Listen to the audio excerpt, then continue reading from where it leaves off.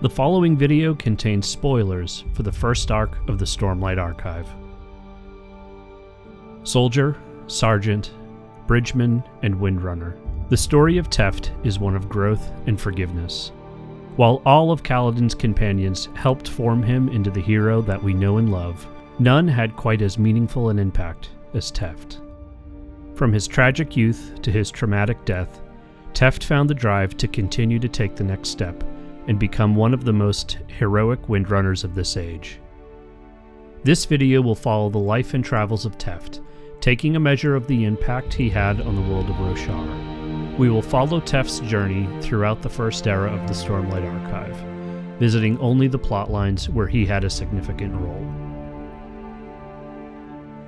Teft was born in the town of Talinar in 1124 to a family of the 6th Nan. We aren't exactly sure where Talinar is located, but given Teft's military history, it's safe to assume that the town is located somewhere in the northwest of Alethkar in the Sadeas Princedom. One detail we gain from Teft is that the town always smelled like flowers.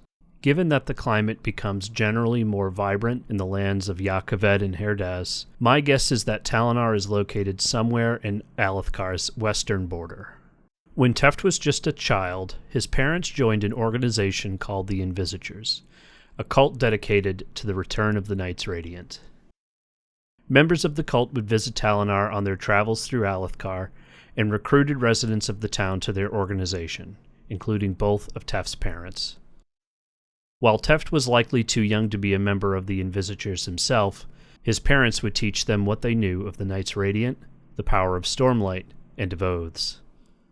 One of the philosophies of the Invisitors was that surge-binding powers could be manifest if the life of the Radiant would be truly threatened.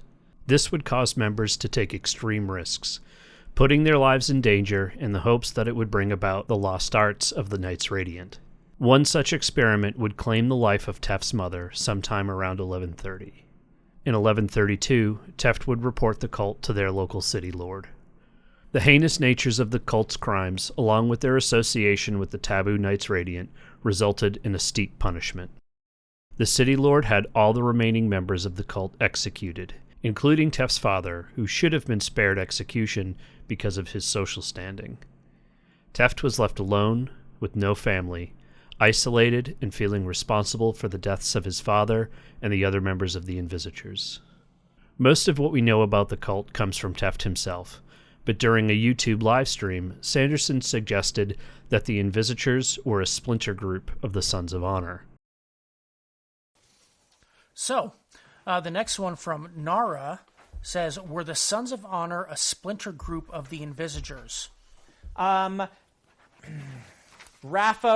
but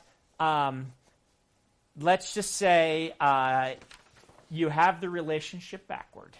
And the other one, oh, okay. And then what about the Seele Invisitors Kaladin saw while flying with the storm? Raffo. Okay. Yeah. I find this answer odd. Gavilar famously would seek the oaths that would bring back the Knights Radiant, but never found them, despite having the support of the Stormfather and contact, albeit unknowingly, with several heralds. Why would the Sons of Honor struggle to find knowledge that their own splinter organization would have and freely share? It feels like we're missing a big part of the story. The question about the relationship between the Sons and the Invisitors, and a follow-up question about potential Radiance in Seele, got raffoed. Unless there were details in Wind and Truth that I missed, this may still be a mystery to discover in later Stormlight Archive books. Despite his losses, Teft would remain in Talinar until 1145, when he would join the army.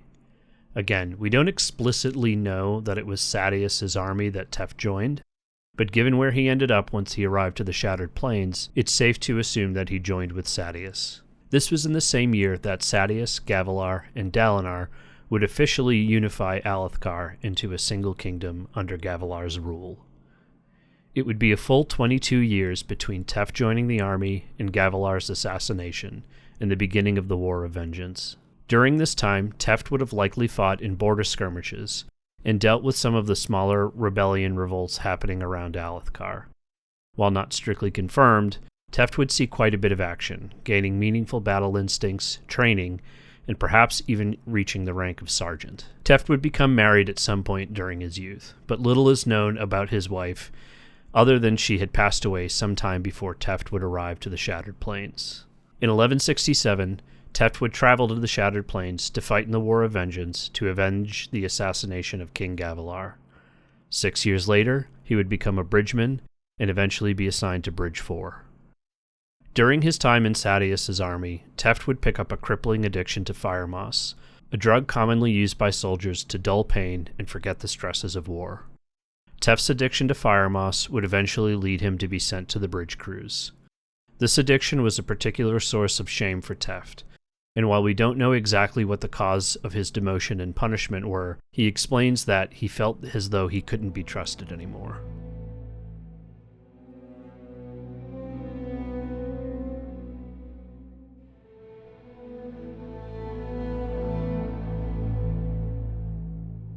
Not only did Teft earn a punishment that sent him to the bridge crews, additional camp infractions would lead him to Bridge 4, the crew that was known to have the worst luck and the hardest conditions of all bridge crews. When Paladin was assigned to Bridge 4 in 1173, Teft would be one of the most senior members of Bridge 4, having only joined a few weeks prior. Like many of the Bridgemen, Teft would initially ignore Paladin, assuming he would be dead along with the rest of the crew in a matter of days. When Paladin took the position of bridge leader, Teft was the first person Paladin was able to draw into conversation by forcing him out of bed. As Paladin made attempts to show the other members of Bridge 4 that there could be a better way to live their lives as bridgemen, Teft was one of the first who stopped to consider Paladin's actions. On their next bridge run, Teft would assist Paladin in his attempts at battlefield triage by finding wounded bridgemen left out during the battle. Eventually, Paladin would recruit Teft and a horn-eater named Rock to help him find knobweed sap, an antiseptic that Paladin would use to help the other members of Bridge 4.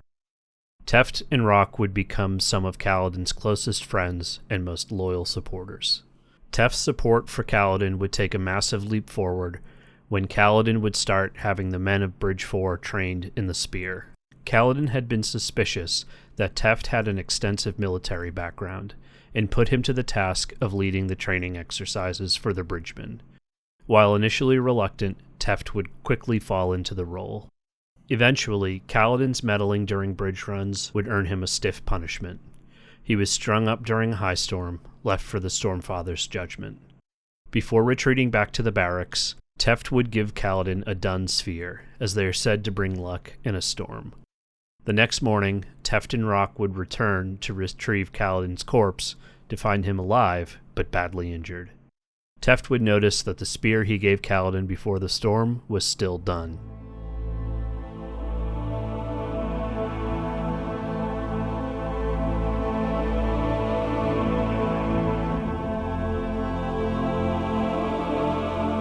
Teft would be the first to realize that Paladin was on the path to becoming a Radiant. He would later test to see if Paladin was truly able to absorb Stormlight, feeding it him to help recover his wounds supernaturally fast. In the days that followed, Teft would unknowingly set Bridge 4 on a path towards their destiny. At the bottom of a chasm, among dead soldiers in Barshendi, Teft would teach Bridge 4 the first oath of the Knights Radiant: life before death, strength before weakness, journey before destination. Talking about the Knights Radiant made most of Bridge 4 uncomfortable. Doctrine in the Sage labeled the Radiants as betrayers of humanity. Teft's knowledge of the Radiants, as well as his admittance that they were simply misunderstood, baffled the members of Bridge 4, but the conversation would help inspire Paladin to begin planning an escape from the war camps. This redoubled Teft's efforts to train Bridge 4, bringing the group closer together and turning them from bridgemen to soldiers to a close squad. Teft would have the group adopt an old squad salute, arms crossed at the wrist, hands in fists, the salute of Bridge 4. In the following weeks, Teft would make increasingly clumsy attempts to probe Paladin for information about his nascent surge binding. Teft would insist that Paladin carry infused spears at all times, and would constantly ask if Paladin was feeling strange or if anything odd had happened to him lately. Finally, Teft would confront Paladin directly. Teft attempted to strike Paladin when he wasn't paying attention. With lightning-fast reflexes, Kaladin would catch the strike, surprising even himself. After confronting Syl, Kaladin would seek Teft's guidance to understand what was happening to him. Teft would teach Kaladin everything he learned from his parents and the Invisagers about Stormlight, the Oaths of the Knights Radiant, and what little he knew about the power of surge binding. Teft would continue to train the men, pushing them towards being more than a simple bridge crew. While Kaladin gave the men inspiration to grow, Teft gave them the mold, training them not only in the spear, but acting like career soldiers. This training would extend to Kaladin. Teft would push Kaladin to accept escorts when moving through the chasms, and hold himself like a leader around the men. Truly taking on the role of sergeant, Teft would confront Kaladin directly, and push him to confront the uncomfortable realities of their situation.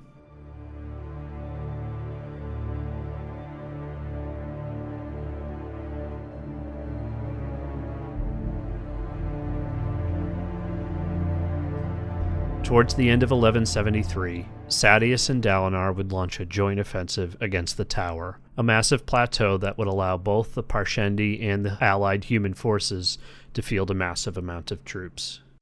The assault would end in disaster. In a betrayal, Sadeas would flee, abandoning the Kholin army on the Tower.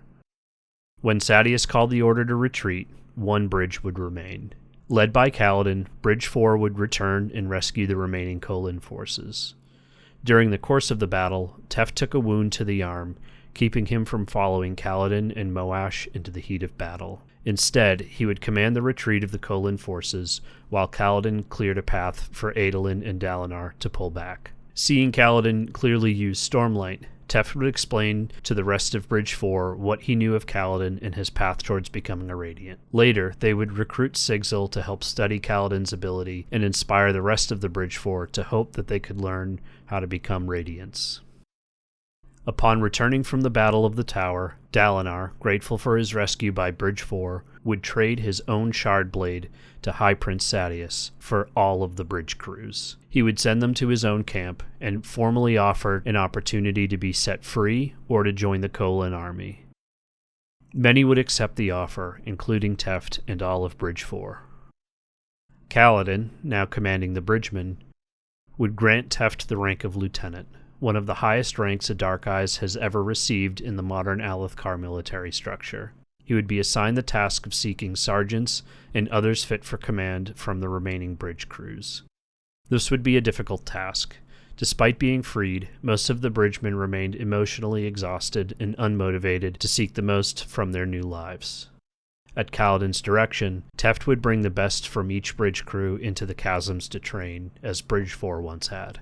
This would help transform the beaten-down Bridgemen into soldiers, providing the bridge crews with a model to look up to, and the Kholin army with a foundation of officers in training to help grow their ranks. During this time, Teft and the other members of Bridge 4 would take on additional responsibilities in the army. This included guard duty of the Kholin family and going on patrols outside of the war camps.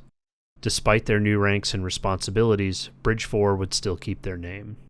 Teft and the other members of Bridge 4 would encourage Kaladin to maintain the group under the bridge crew's name rather than joining Dalinar's former elites, the Cobalt Guard. During these early days, acclimating into the ranks of Dalinar's army, Teft would constantly challenge Kaladin to reveal what he was becoming and take his rightful place among the Light Eyes running the army. Despite his insistence, however, Teft would still be hesitant to bring about the full return of the Knights Radiant. He was always quick to remind Kaladin that, despite his progress, he wasn't a full Radiant yet.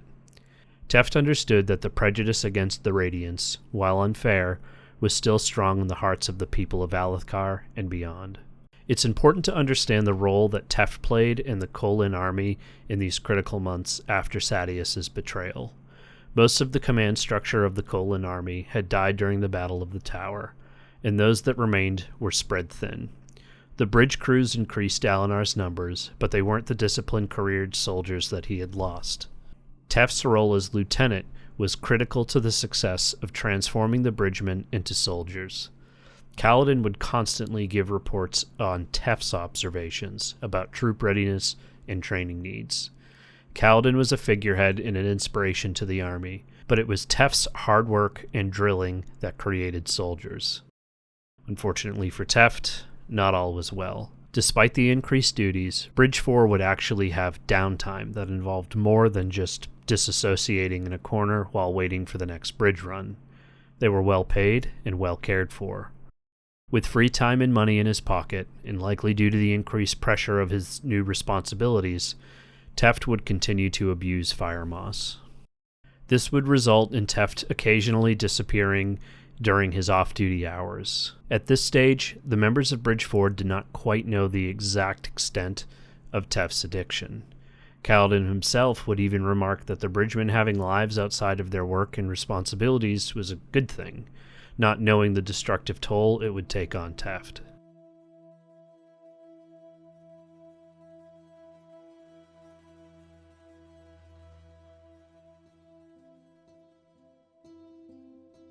Despite his addiction, Teft was the core of the bridge crew forces in Dalinar's army.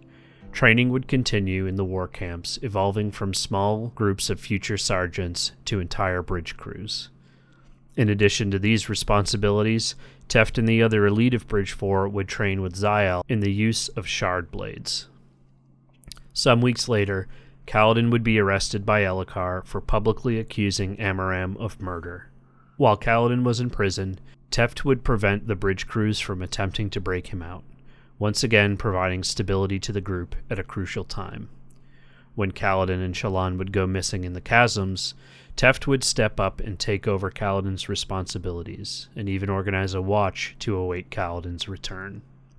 Teft would accompany Dalinar and the rest of the unified forces of Alethkar on an expedition to confront the Parshendi forces in the center of the Shattered Plains. While out on campaign, Teft and the members of Bridge 4 would take on the role of honor guard to the Kholin family. This often meant that they would stay out of combat, but at the Battle of Narak, it was hard to stay completely out of the fray. Teft would be assigned to safeguard Dalinar, and would be present when Paladin would finally reveal himself as a Radiant after swearing the third ideal.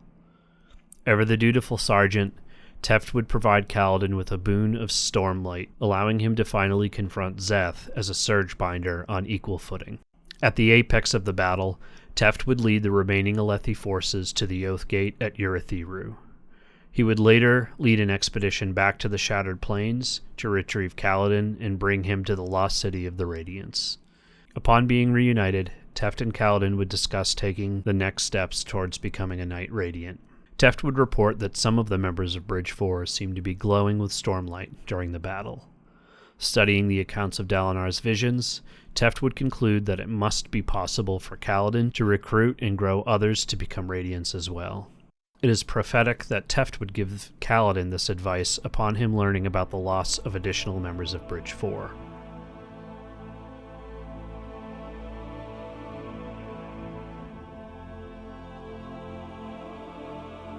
Life at Urithiru would not start all that differently for Bridge 4.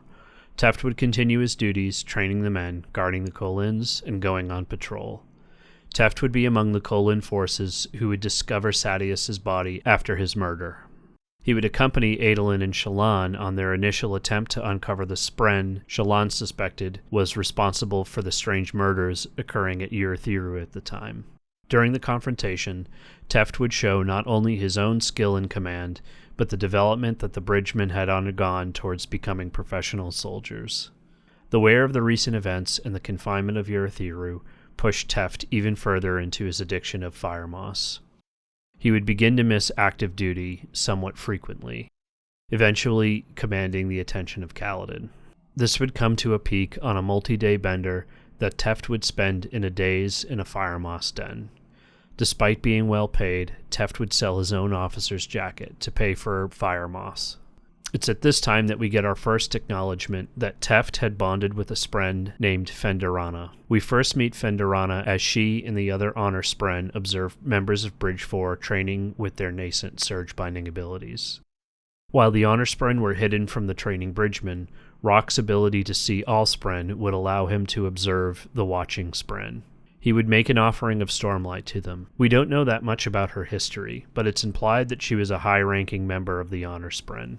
Syl would recall that she was among the Honor Spren who reprimanded her for seeking out humans to bond. Teft would describe her as tenacious and cantankerous, but with a warm side. a bit like Teft himself. It's no surprise that a high-ranking honor sprend would seek to be bound to one of the highest-ranking members of Bridge 4 outside of Paladin himself.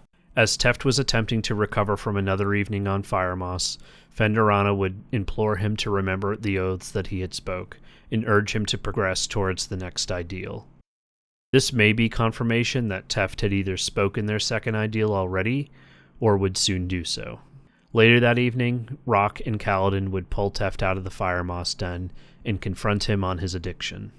To Teft, this was a part of the cycle that he was condemned to: abuse Firemoss, recover for a short time, apologizing and promising along the way, and then the eventual relapse that would start the cycle over again. He would begin using Firemoss here and there almost immediately after. At this point, the training of Bridge 4 had evolved to the recruiting of potential Windrunners. With almost all members of Bridge 4 being squires, Teft's training routine evolved as well. The new recruits, which even included Light Eyes, would be schooled on flight and combat formations for a new era of war. In order to spur this training along and to keep it well protected, Dalinar entrusted Jezrien's Honor Blade to Teft and Bridge 4. Recovered from Szeth after his fight with Paladin, the Honor Blade would grant the powers of a Windrunner, allowing the recruits who had not fully learned to wield Stormlight an edge on their training. Sometime after Paladin would depart for his mission to Kholinar, Teft would be arrested for public intoxication on Firemoss. High Prince Aladar, who was overseeing policing at Urithiru, would quietly see Teft released and return to active duty.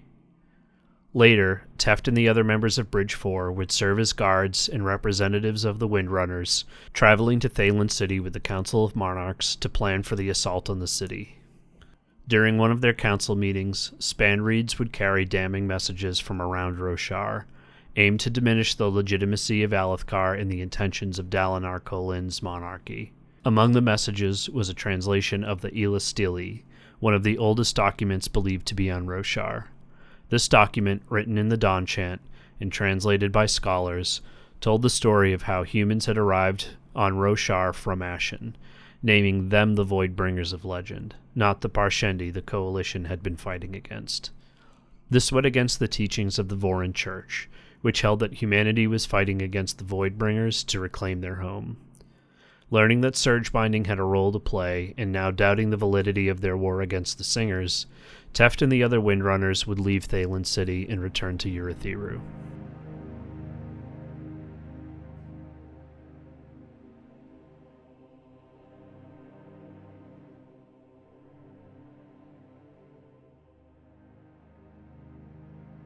Shortly after Teft and the other members of Bridge 4 left Thaylen City, the Balan of Thaylenfield would begin, and Urithiru would become under attack. An unknown assailant, dressed in Teft's stolen officer's jacket, would attack Bridge 4's barracks, slaying Eth and wounding Rock and Bissig. In the melee, they would steal Jezrien's Honor Blade and open the Oath Gate, allowing in Odium's forces. Feeling the weight of his guilt, as Teft fled, Fenderana would appear and confront him.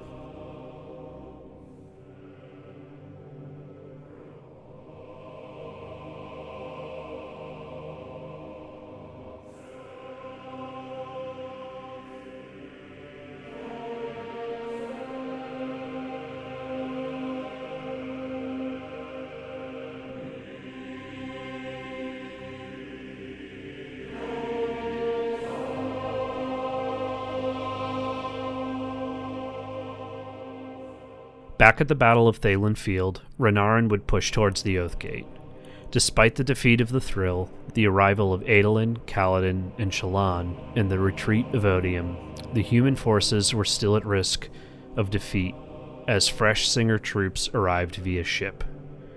The only hope was to seek reinforcements from Urithiru, but their status was unclear.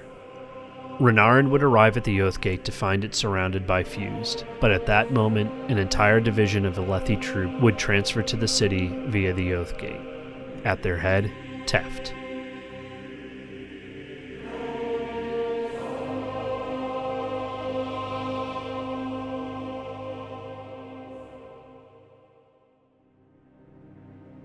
After the battle, Teft and Kaladin would speak of the weight of the third ideal, and the support that they would need to provide each other. Once again, this foreshadows Teft and Kaladin's future. As a full Knight Radiant, Teft would take on Bridge 13 as his squires. Over the next year, Teft and Bridge 13 would participate in the conflicts cropping up around Roshar. These clashes with Odium's forces would lead many of Teft's squires to swear oaths, promoting most of them to Knights Radiant within a year.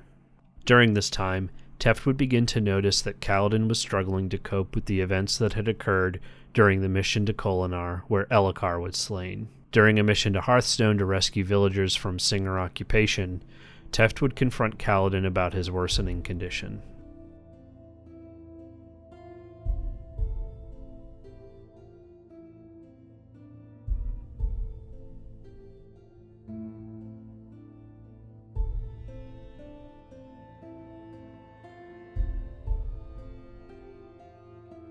Later, Dalinar would inform Kaladin that he would be relieved from his battlefield command, offering him pretty much any position he would prefer, so long as it wasn't on the front lines.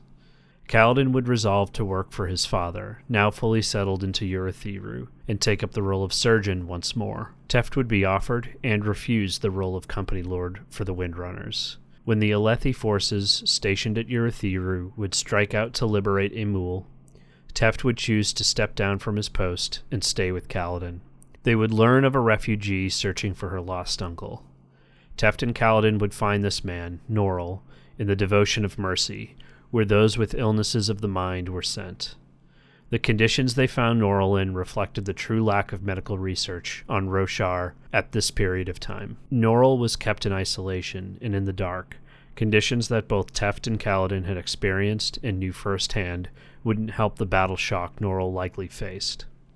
Bringing Norrell into the light would inspire Kaladin to begin helping others like him work through what he and Teft had experienced, a new purpose for a new life outside of fighting. Soon after this revelation, Teft and Kaladin would notice that Dabbid, another member of Bridge 4 who had stayed behind, had gone missing. Their inquiries led them to a winehouse where they would meet with Rlain, the only Singer member of Bridge 4. It is at this moment that the forces of Odium converted part of the tower's defenses and launched their invasion of Urithiru. Teft would immediately collapse as the tower began to suppress radiant powers instead of those of the fused. While Kaladin initially thought Teft's ailment was an effective fire moss withdrawal, he soon realized that his powers were being suppressed. While Teft was completely knocked out by this effect, Kaladin was closer to the fourth ideal and therefore more connected to his powers, allowing him to withstand the brunt of the tower's effects. This also seemed to affect Kaladin and Teft's spren, since neither could be found as they fled the winehouse seeking aid.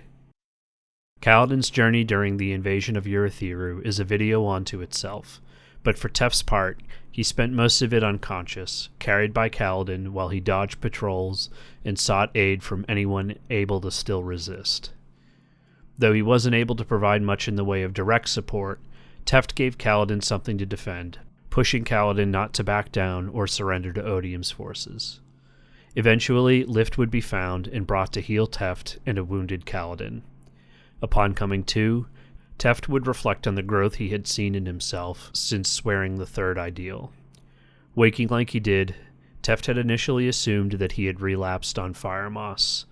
Discovering that this wasn't the case, Teft was finally able to admit to himself that his self-loathing was beginning to subside. 7 months without touching fire moss wouldn't make up for the years he had spent in a stupor, but he could start counting the years he spent with friends instead. Teft would finally accept that he was worth saving.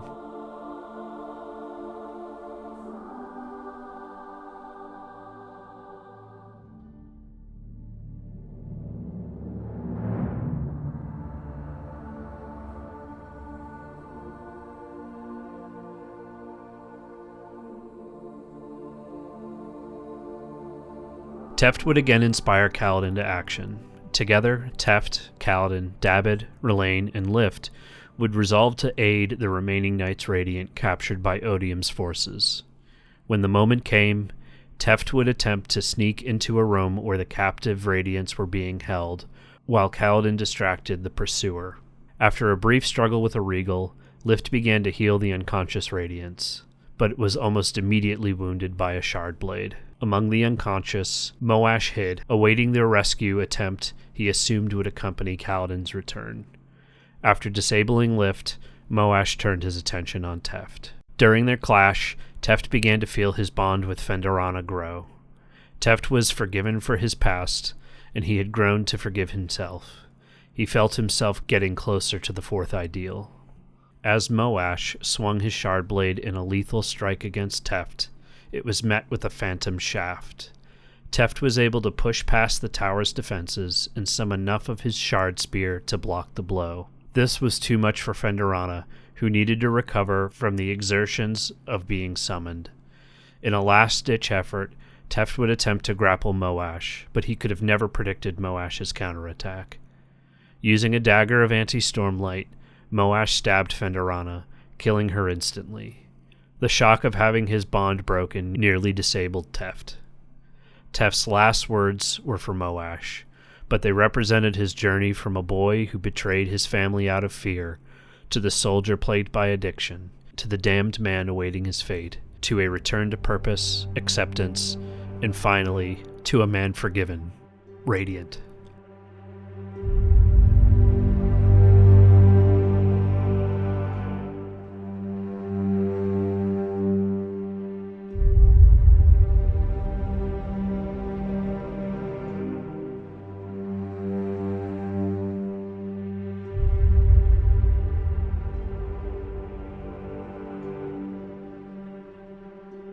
Teft's death would lead Kaladin to the very top of Urithiru, where, in a last-ditch effort to save his father, Kaladin would leap from the top, knowing full well it likely meant his doom. In a vision, Kaladin would speak with a memory of Tien, who would help him understand the fourth ideal of the Windrunners, the words that Teft was so close to speaking himself just moments before. I will accept that there will be those I cannot protect.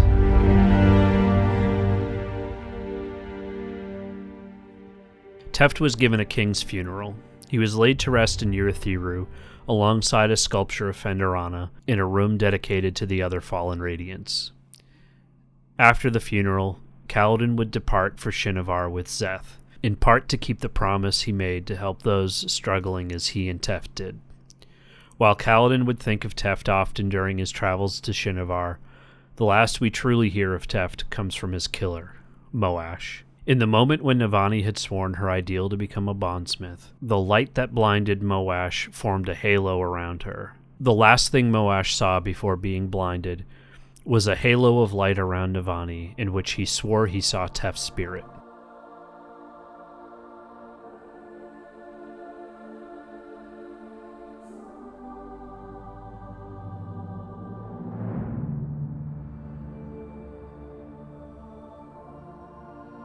We know from other Cosmere stories that those individuals who are heavily invested when they are slain don't immediately go to the Beyond. It's certainly possible that Moash was just seeing things, his guilt taking physical shape, but it's also possible that Teft was there in that moment. Given how close Teft was to the fourth ideal, it's entirely possible that he had the strength to resist being pulled into the Beyond to haunt Moash one more time.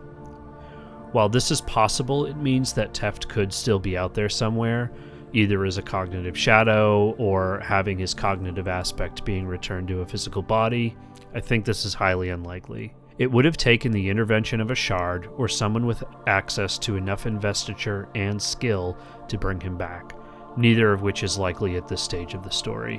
While I love the potential for characters to come back after death, sometimes a character's death needs to stick for it to mean something. Teft's death, while one of the most gut-wrenching parts of the Stormlight Archive, was the major force behind Kaladin's ability to accept that there was people he couldn't protect. For now, this is the end of the life and travels of Teft. From a guilt-racked child to one of the greatest heroes on Roshar, Teft will be forever remembered as one of the best characters in the Cosmere.